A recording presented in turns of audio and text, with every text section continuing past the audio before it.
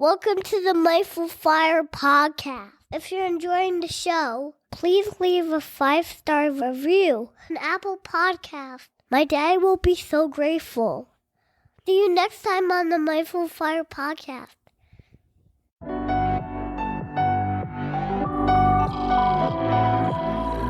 Welcome to the Mindful Fire podcast, a show about crafting a life you love and making work optional, using the tools of mindfulness, envisioning, and financial independence. I'm your host, Adam Coelho, and I'm so glad you're here. Each episode of the Mindful Fire podcast explores these 3 tools through teachings, guided meditations, and inspiring interviews with people actually living them to craft a life they love. At its core, Mindful Fire is about creating more awareness and choice in your life. Mindfulness helps you develop self-awareness to know yourself better and what's most important to you by practicing a kind, curious awareness. Envisioning is all about choosing to think big about your life and putting the power of your predicting brain to work to create the life you dream of. And financial independence brings awareness and choice to your financial life, empowering you to make your vision a reality by getting your money sorted out and ultimately making work optional. And here's the best part. You don't have to wait until you reach financial independence to live out your vision. Mindful Fire is about using these tools to craft that life now on the path to financial independence and beyond. If you're ready to start your Mindful Fire journey, go to mindfulfire.org/start and download my free envisioning guide. In just 10 minutes, this guide will help you craft a clear and inspiring vision for your life. Again, you can download it for free at mindfulfire.org/start. Let's jump into today's episode.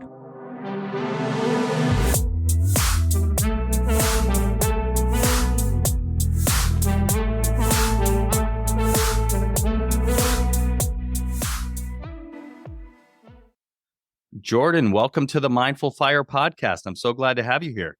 Adams, thank you so much for having me. I'm really excited for this conversation. Awesome to have you here and really excited for this conversation. We met a few weeks back at Economy and we met in a breakout session all about I reached fire, why aren't I happier? And you've been thinking a lot about this, as have I. And you actually have a book coming out about purpose called The Purpose Code. And so I'm really excited to dive into this with you today. But before we get to all of that, I'd love to have you start by sharing with the audience a little bit about who you are, your journey, and what you're up to in the world. So I was a burned out doctor. I had pretty much based my idea of who I wanted to be on becoming a doctor. My father was a doctor and he died when he was 40 and I was 7 years old. He died suddenly. And I decided I could cosmically make the world better by becoming a doctor just like him. And that's exactly what I did. It was very purposeful for me. But at some point, I started to burn out and started looking for a way out of this profession that was no longer serving me. So I looked at my finances. I said, how do I have enough money not to ever have to work again? And I was really lucky because my parents had modeled great financial behavior for me. And so when I started on this search, I discovered a book called The White Coat Investor by Jim Daly. He's a physician. He writes about finances. I read his book. I knew all of a sudden, out of nowhere, I am financially independent. I had actually done all the right things. It gave me the option of leaving medicine, which instead of making me excited, actually gave me a panic attack. And the long and the short is I spent the next few years really trying to decide who I wanted to be and what my identity looked like outside of medicine. I started blogging and podcasting about financial independence and personal finance. I eventually wrote a book about what my hospice or dying patients could teach us about money and life. And a big part of that book was talking about purpose. But as I went and marketed that book and gave talks about what I had discussed in that first book, Taking Stock, a lot of people came up to me and said, you keep on talking about purpose, but purpose gives me anxiety. I have no idea what I want to do with my life. I don't know what purpose looks like. How do I find that? And so that eventually led to my second book, The Purpose Code, which is coming out in January. I resonate a lot with your story because, we follow these paths that we think are going to give us fulfillment and purpose and happiness. And often we reach the goal that we set and then we get there and we find I'm still not happy, right? I call it the if only mindset. If only X, then I'll be happy. And more, it's just become very clear like that is a never ending treadmill or hamster wheel. and it's not going to bring me the result that I'm hoping for. It's actually an inner game of getting clear on what it is that I want and living a life in accordance with those things and the things that bring meaning and purpose. And I think there's a big problem out there. A lot of us strive towards things like financial independence because we think, okay, you're going to have enough money and then the world is going to be great. You're going to feel good and everything's going to be okay. And then we get closer and closer to being there and we're like, no, things don't still feel okay. Like I'm missing some version of enough. I thought it was enough money, but I'm starting to get enough money and that's not really solving my problems. And then we glom onto purpose and we're like, okay, if I can just find purpose, then everything's going to feel good and I'm going to feel enough and the world's going to take care of itself. And what I've really learned is purpose is really important to living the life you want to live. But we're missing a key ingredient, which is meaning. And so a lot of us actually don't feel enough because we haven't gone back and cognitively come to terms with our past. And so meaning is all about your past. And if you want to build the life you truly want to live, you have to first examine your past and start telling yourself better narratives about yourself and growing up and whatever trauma you went through. And you have to come to terms with this idea that you're enough already, whether that's having enough money or being enough of a person or achieving enough things, because we all get on this achievement treadmill where we think we're going to feel enough if we just get that next promotion or write that next book or whatever it is. And that's actually inhibiting us, because if we truly want to dive into purpose, purpose does a lousy job of proving that you're enough. If you're trying to answer life's questions by finding purpose, if you're trying to feel enough by finding purpose, it doesn't really do the trick. Enough is really about how you interpret your past. And only once we get past that piece can then we dive into our present and future, which is very much purpose and which can actually help you live the life you want to live today. But you have to kind of deal with the mindset first. And so that's very much of dealing with the past. And that's what I call meaning. Yeah, I would love to dive into that more. I mean, I resonate so much with this idea of like, what is enough? And it does touch every area of your life, right? Money is the obvious one, but it's just one of many, right? The achievement thing that you mentioned, right? That achievement treadmill, I am on that constantly and I'm aware of it, but it's still very hard to let go of that because it's like you said, our past. I think we are the product of our past and all of the things that came before us, all of the thoughts and emotions and actions that we've taken have brought us to this point, and most of it's unexamined. So I'm curious to understand, how can somebody start to do that work, to start to understand the meaning that they've made and maybe choose a better story? I think a lot of it has to do with the stories we tell ourselves about ourselves. And so a lot of people, when they get to this place of angst, whether it's about money or whether it's about purpose, they have these demons. And these demons are these narratives, these stories we've told ourselves in the past that tell us we're not good enough, that we're not doing what we're supposed to be, that we're not fulfilling our potential. So a big part of meaning is really to go back and look at those traumas of childhood, because a lot of us have generational trauma. Our parents give us a set of traumas that they've experienced themselves, and often they put those on us, or we have other traumas from growing up, whether it be other kids teasing us or what have you. And a big part of this is really trying to dig down into what were some of those really traumatic events of childhood? What were some of those messages that didn't seem to serve you or make you feel uncomfortable? And then examining how they went from these external things, like your parents telling you something or the kids in the schoolyard telling you something, and to realize that those stories, those narratives have become internal, and they're now things you repeat to yourself when you get stressed and anxious. And so a lot of it really is looking at those kind of limiting beliefs and those traumas that we grew up with. And we all have them. So for me, it was very obvious. My father died when I was 7, and I, somewhere deep down inside, felt like his death was my fault. And the way I was going to make this better was I was going to become a doctor like him. The problem I came to, and the reason why I never felt like enough is, I did become a doctor like him. I was very, very successful. But I always found myself comparing myself to my dad, who had died a long time ago, and all I got were the best, most wonderful stories about him from my mother. So I was comparing myself to a ghost, an idealized version of a ghost, who I could never even interact with to see if I was living up to this legend I had built up. And so that trauma in me created the sense of not being enough. And every time I went and got a better job or had another achievement or did something incredible, it never really quenched that sense of not being enough because I was trying to compare myself to the story I had in my past that I could never live up to. And it wasn't even a real story. It was kind of a legend I had created of who my father was and what I had to be. And so a big part of me finding happiness is I had to go and look at that narrative and I had to reframe it and say, well, first of all, your dad died and that just kind of sucked. You weren't a bad person. You weren't responsible. It just happened.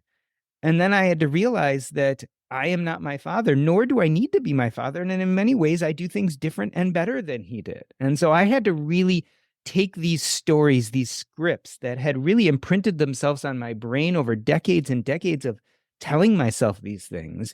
And I had to create a newer, better story, a story where I was enough from the beginning, that I never did anything wrong. I was a kid who, in fact, was in a bad situation, and heroically, I overcame having my father die. I had a learning disability at the time. I had all sorts of things that I overcame. And so changing that story to be the hero of the story as opposed to the victim, realizing I was enough already, helped quench some of those struggles with the achievement treadmill and trying to continuously prove myself worthy. And so once I got to that place where I had a much better understanding of my narratives and I rewrote them in such a way that I was enough already, then I could look to the present and future, which is very much purpose. Remember, we talk about meaning as the past. It's the cognitive way we think about the things we've experienced.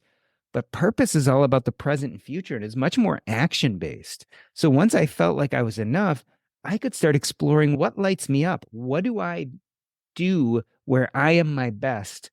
What fills me with joy when I spend my time doing these things? And so I was very joyfully able to move into the present, into the future, very joyfully able to move into purpose because I had relieved myself of those kind of stories of the past that weren't serving me. And I see this over and over again. I do a lot of coaching when it comes to purpose. And I know, Adam, you do too. And I bet both of us see this over and over again, where we are hindered by these stories of the past that we don't give ourselves permission to break them and change them into something that's a lot more positive and a lot more optimistic. Yeah, I relate a lot with that, Jordan. As you were describing yourself, comparing yourself to your father, his memory, and the legend that you created, I've noticed myself comparing whatever I'm doing to this ideal, nameless, faceless judge. Like, it's like there's a right way to do things.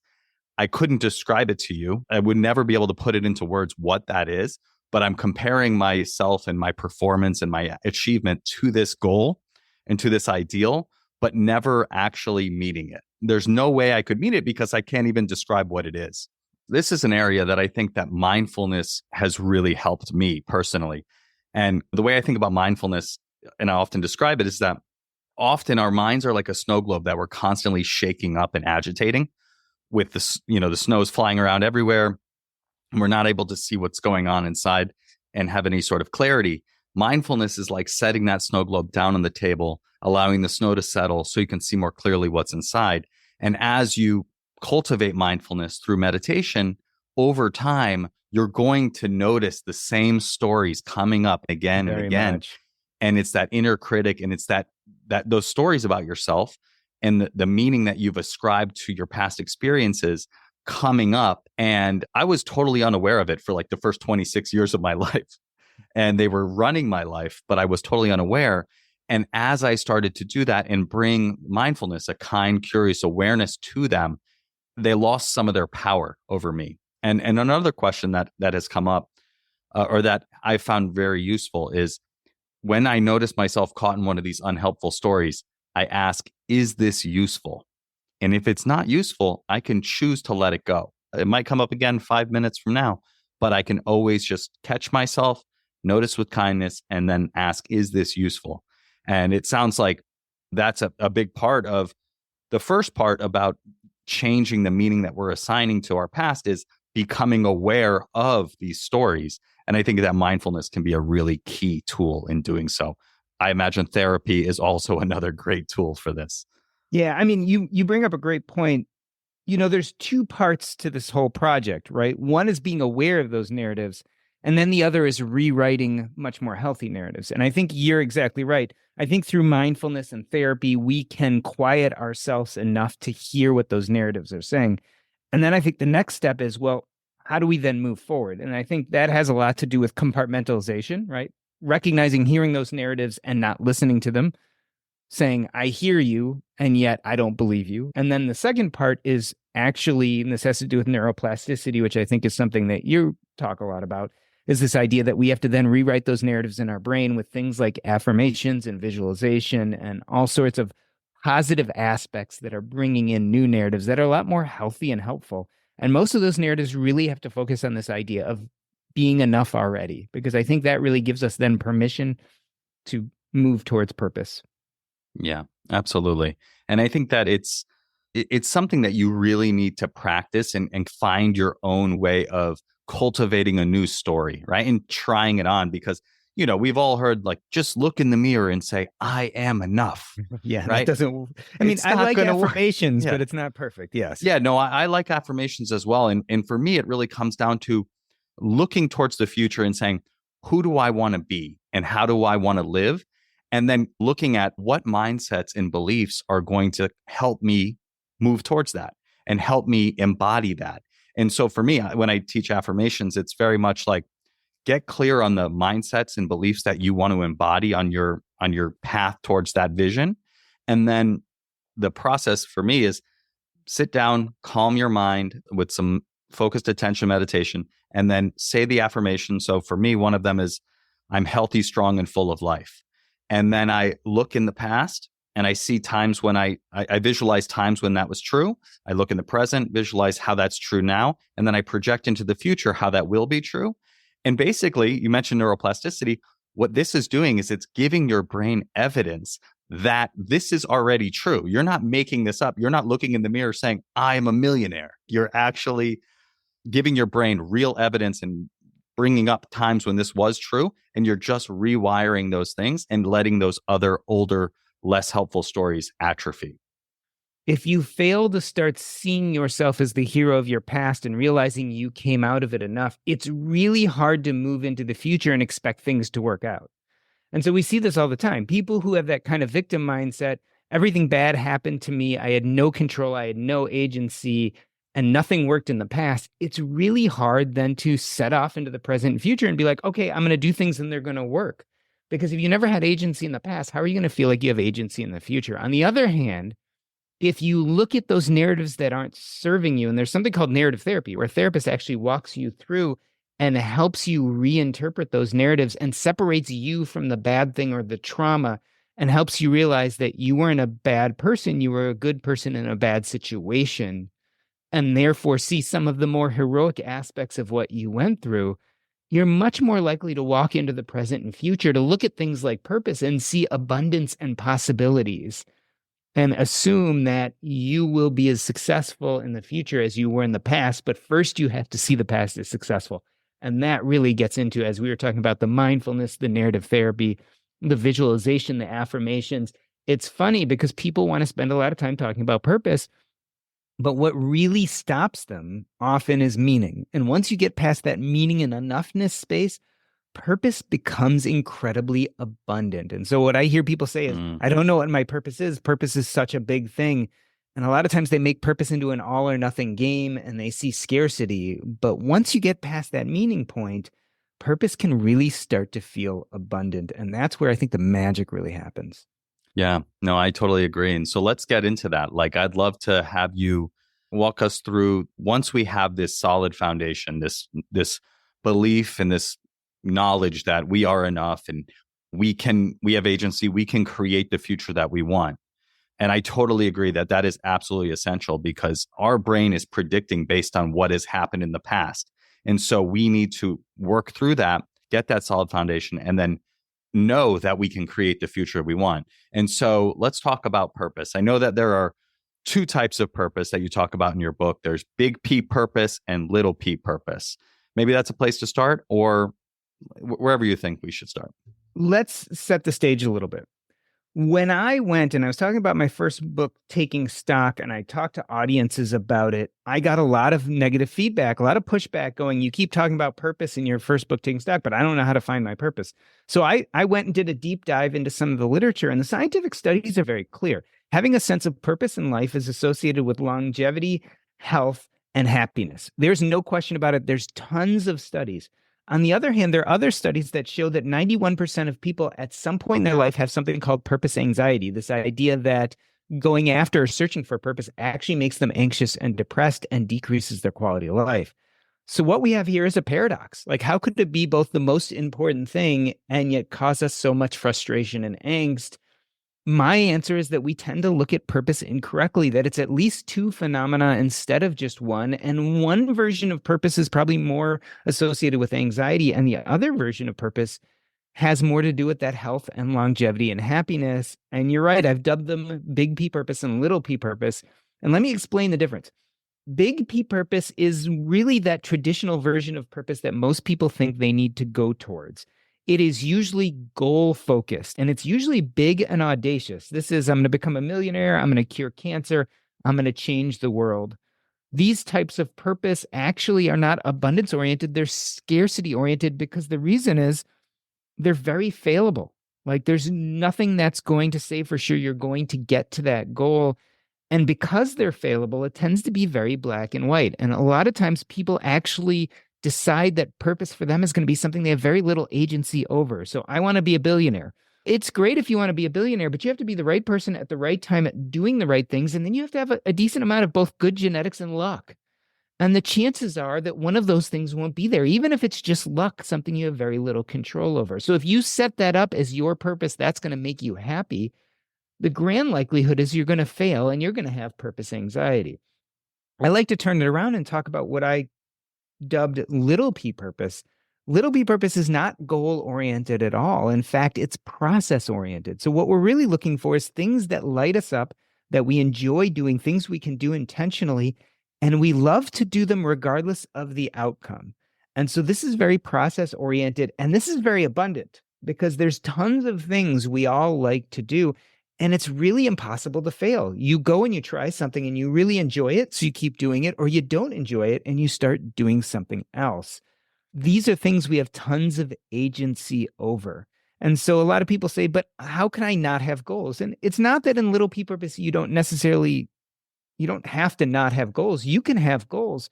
But the point is you want to be more goal agnostic, not goal phobic, but goal agnostic. So whether you reach the goal or not is not nearly as important as whether you do the thing you really enjoy. So my perfect example of this is podcasting. I love podcasting. When I am behind the microphone, I feel most lit up and alive and probably closest to what I would call a flow state. There have been times when I've looked at podcasting and I said, I really want to have 1 million downloads a month. Now, that is a big, audacious goal. And when I go after that, I tend to feel anxious and I really don't enjoy podcasting as much because it's really hard. And sometimes I just don't get the breaks or have the luck. And it feels like I'm going nowhere. So that doesn't really feel good because I've turned podcasting into big P purpose, this big, audacious goal that I may or may not be able to get to. On the other hand, when I start looking at podcasting as something I just really love doing, that I'm really excited when I get to have these conversations and talk to these interesting people, and I stop worrying about exactly how many downloads I get, all of a sudden it sounds abundant. Like I can have these conversations with anyone. I can have these episodes where I really dive into things I love, and this feels like a good way to use my time. It's abundant, it's not failable, and I can even build incremental gain into this. So instead of looking at something which I have very little agency over, whether I get 1 million downloads a month, I could say, you know what? I'd like to be a better podcaster. I'd like to be a better interviewer. So I can go out and study other interviewers. I can listen to other good podcasters. This is all things that I really have agency over and I can control. These things are abundant. There's incremental gain we can build into them. And I believe this is more what leads to long-term happiness, health, longevity, as opposed to the anxiety that those bigger goals lead to. And so a lot of people, even when they hear this, they say, yeah, but what about impact? How am I going to change the world?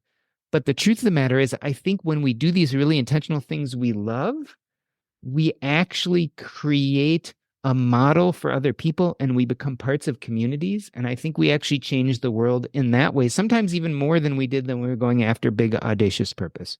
I really appreciated the distinction in your book because before I had the big P and the little p, I was just thinking there was just purpose, right? And purpose felt like it needed to be something really big and something that changes the world.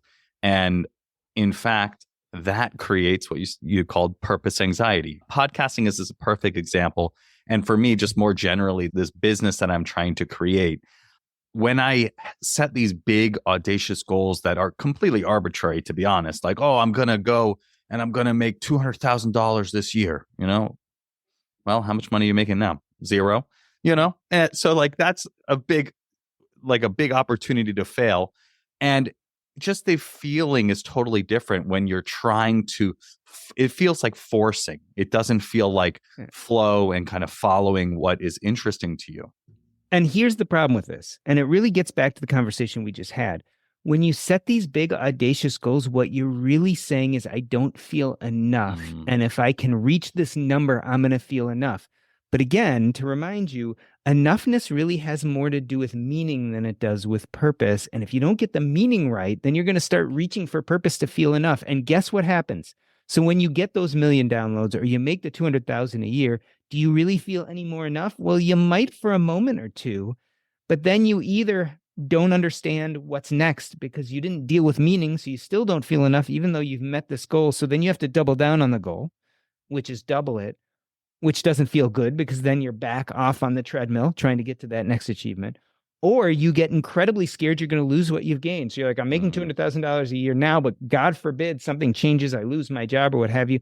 So that's loss aversion. When you get doubly worried that you're going to lose what you have than you ever were of not getting there. And so the point is, when you're trying to prove enough through purpose, you set yourself up for disaster and for treadmills. And we're trying to get off those treadmills because purpose is supposed to be joyful and in the moment and present. And it's not supposed to solve the enough question. That's what meaning is for. Yeah, absolutely. And, I had a recent example of this in my own life. And I've taken some time off work. And the first week I was off, I was just like charging at this business, being like, this is it. I got to make this a real thing. Again, no clear goal, just a feeling like it's now or never. It's all or nothing. Got to do it. And at the same time, I realized within a couple of days that like, this is not it. This is not why I'm pursuing this business. This is not why I'm pursuing financial independence. For me, financial independence and entrepreneurship, I want to create and connect and build this in a way that is in my own time, in my own way, and in a way that's like, it doesn't have to work or I can't put food on the table. That's why I have the financial independence piece figured out so that I can create in this way. And I realized, wait, I'm like doing exactly what I have done in the past and has burned me out. So what if I try a different way? What if I just follow my curiosity, do things in a way and that I'm enjoying, podcasting, writing a little bit, different things, and just letting the progress that I'm making be enough. And one thing that has also been really helpful in this is the book called The Gap and the Gain. Have you read that? I haven't, but I've heard of it. Yeah. And it's basically this idea that if you compare yourself to the ideal that you have in your mind, whether it's defined or not defined, you're always going to feel like you're not enough and you're not there. You're not where you should be. But if you instead turn around and look at the progress that you've made and measure yourself against where you were previously, you're going to feel a lot better, right? Because we're all making progress. But if we look forward to what this ideal that we have, 1 million downloads, $200,000 a year, whatever it is, until you're there, you're going to feel like a loser. And once you're there, you're probably not going to feel like it's enough anyways, like you described. But if we look back and we say, hey, look, I'm helping all these people in this way, you're going to feel a lot better about the progress that you're making. And so I would highly recommend that book. I think it's really in line with what we're talking about here. Yeah. And one of the bigger questions, and this is not an easy question to answer, is should we be measuring ourselves at all? Like the question is, measuring is very much about enough. When you're measuring yourself, what you're really trying to say is, am I enough? And quintessentially, I think that leads to some of this dysphoria. I think that you just have to start with the premise that you're enough and then say, well, what is living the best life I can live, the most intentional life, doing things that light me up and connect me to other people? How do I do that? And I think sometimes when we stop measuring and start just deciding what feels like that kind of fullness and that purposeful activity, I think that's when we actually make headway. And the studies are there, right? We know that when you tend to connect with other people is when you tend to be happiest. The Harvard long-term adult study was a great example. They followed people every 2 years for decades. And they found that what really made people happy had nothing to do with money. It had nothing to do with jobs or profession. It had to do with their relationships with other people. I remember you mentioning in the book that little p purpose leads to that connection, that community. Can you talk a little bit about how that works? Yeah. So as I was saying, the studies, when you look at purpose, all show that it's associated with health, longevity, and happiness. But then when you look at that Harvard study I just talked about, it wasn't purpose that was associated with happiness. It was the interpersonal connections. And so what really happens is that when you intentionally go into purposeful activities, it affects the people around you, and people are drawn to you, and you start working with other people who dig the things you dig, and you start collaborating and building projects together, and you become teacher and student and mentor and mentee. And this is where I think you actually create these what are called communities of internal purpose, right? So we have communities that are created by identity. Like, I live in District 65. My kids went to District 65 schools, so I am part of the District 65 community. But I didn't really choose that community. It was just based on my identity, my race, my ethnicity. Even on some level, my religion is somewhat based on identity. On the other hand, there's these communities of internal purpose. These are communities that we choose because of purpose, passion, excitement. Like, so if I'm a Cubs fan and I go to every Cubs game and I read Cubs blogs and listen to Cubs podcasts, then that's a community of internal purpose. That's something that's purposeful to me. I'm passionate about it. It will lead me to connect with other people. And maybe I'll start my own Cubs podcast and talk to, have a partner and someone who I met in a blog, and we'll do this podcast together, and we'll develop followers, and we'll have listeners, and we'll meet with them in person. And all of these kind of things lead eventually to community. And I believe that community, those connections we have with other people, is actually the jackpot at the end of the rainbow. I think purpose is a conduit, and I think little p purpose is an excellent conduit to get there.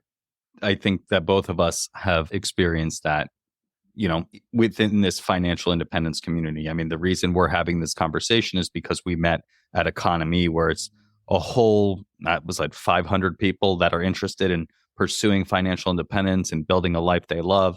And we all came together and were able to connect and share stories and learnings and all of that.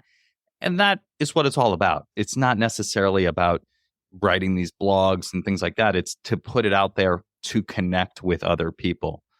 I guess I'm curious, Jordan, how would you recommend somebody go about figuring out or starting to move towards little p purpose?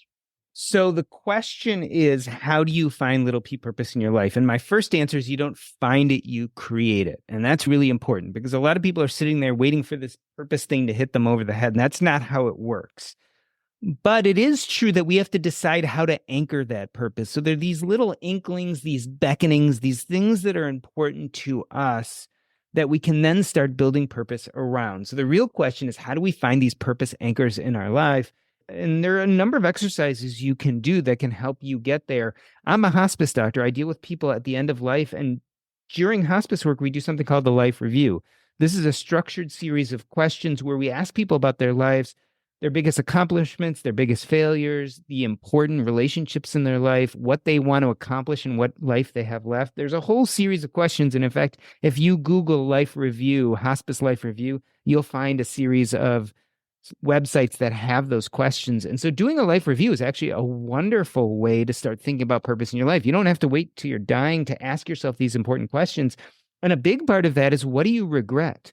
So regret is another name for purpose when you have lots of life left. So when you're dying, regret is disappointment, because you probably don't have the time and the space to undo that regret. But when you're young and healthy, regret can really be a purpose anchor. It can be how you decide to build purpose into your life. So life review is a great way to start. I often tell people to go back to their dreams of childhood. So picture yourself in your childhood bedroom. What posters do you have? What trophies have you accumulated? What books are on the shelf? A lot of times kids actually joyfully go after little p purpose. It's before society has told them who they need to be and what they need to achieve, and they're not worried about money. And so a lot of times when we go back to people's childhood, we find that they were very fond of doing certain sports or activities. One woman I worked with loved horses. And over the years, it'd become too expensive, and she got busy being a journalist and kind of moved on with her life. But when she looked back at childhood, she really realized that she still loved horses. She had just abandoned that part of her life because somewhere she had been told that's not what you do as an adult. And so those dreams of childhood are another exercise you can go back to and start saying, what was purposeful in my life? Another one is the art of subtraction. I talk about this in my first book, Taking Stock. But a lot of times I say, look at your job. Maybe you don't love your job. Maybe you're burned out. But what piece of your job would you do even if someone wasn't paying you for? What part of your job do you get excited the day you're doing that? So we can subtract out those things we don't like about our job and find those parts that fill us up. And those can be purpose anchors to start building a life of purpose around. There's some other ways about it too. I like to talk about the spaghetti method. If you're totally lost and you have no other idea what to do, throw a bunch of spaghetti against the wall and see what sticks, which means say yes to people you don't normally say yes to. Volunteer for stuff. Go do things you normally don't do and see which of those is pleasing. And if you find something that's pleasing, do more of it and see what happens. So those are just a few really quick ways to start clarifying what those purpose anchors are in your life. But I repeat, you don't find purpose, you build it. So once you have an understanding of what those anchors are, you then have to build a life of purpose around them. It's a very active thing. Right. So you're saying that these purpose anchors are inklings or the things that you're already doing, and then you use those as anchors to start doing more of that and building off of that. Correct. And eventually, if you do that correctly, that's going to lead you to community connections and all that other good stuff. When I do the envisioning work that I do with people, I try to get them to think really big, not in a big P purpose way necessarily, but just let's open to all the possibilities that we could even consider, right? And one exercise that I think is really interesting is one, connecting with your dreams from long ago, right? People just, I was in a conversation with a woman the other day and she breezed past this idea of, she used to dream of owning a farm, and she just moved on with the conversation. I was like, let's back up. Let's talk about that. Why is that important to you? Why did you dream of that?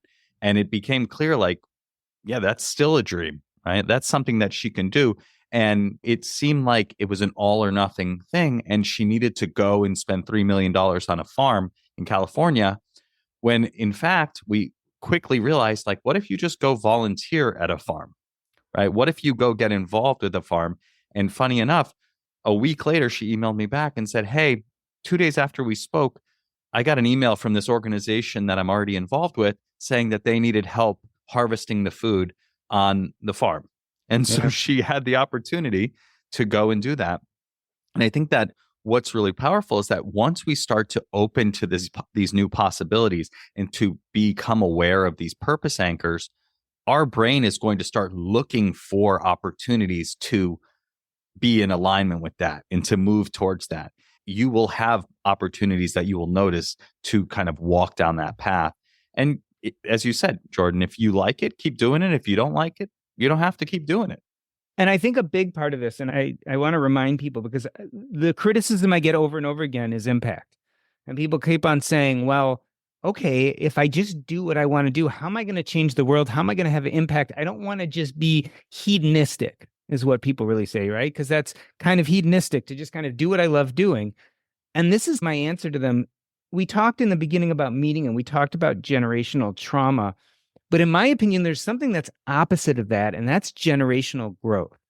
So a lot of times by doing things that we feel are purposeful and intentional, people see us doing those things, and instead of giving them a bad script of things that aren't healthy, we're creating good scripts in the people around us of what growth looks like. And so a perfect example of this, and I bring this up a lot, is my grandfather, who I never met. My mom's father died way before I was born. And my mom's father loved math, and he was a CPA. And so when my mom was a kid, she would sit on her father's lap. And back then, you're talking about in the 1960s, right? So they didn't have the computers and everything. He had these big spreadsheets, right? And pencil and paper. And my mom would sit on his lap and he would fill out the columns of the spreadsheet and he would describe everything to her. And he loved math. So this was very exciting to him. So he modeled that behavior for my mom. And as most kids do, she tried on that identity, the identity of her father, to see if it fit her. She tried on that math identity, and she also loved math. In fact, my mom became a CPA. Now, when I was a kid, I had a learning disability and I had a lot of trouble reading. But the one thing that kind of saved me is, like my mom, I really identified with her and I kind of liked math too. And because I liked it, I did really good at it. My learning disability didn't affect my abilities in math. So a big reason I was able to overcome my learning disabilities, I knew I was smart. I knew I could do this. I knew I liked math. I just had to learn better and differently. Of course, I became a doctor, which is a highly mathematical field. And in fact, one day I was at the hospital and I was treating a patient who kept on getting admitted with dehydration. And they were getting to the point where they're getting more and more sick, almost like they were looking like they're going to die. And I noticed a mathematical relationship between two of his lab values, something that no one else had really noticed. Part of that was spurred by my love of math, something I had really inherited from my grandfather, who I had never met.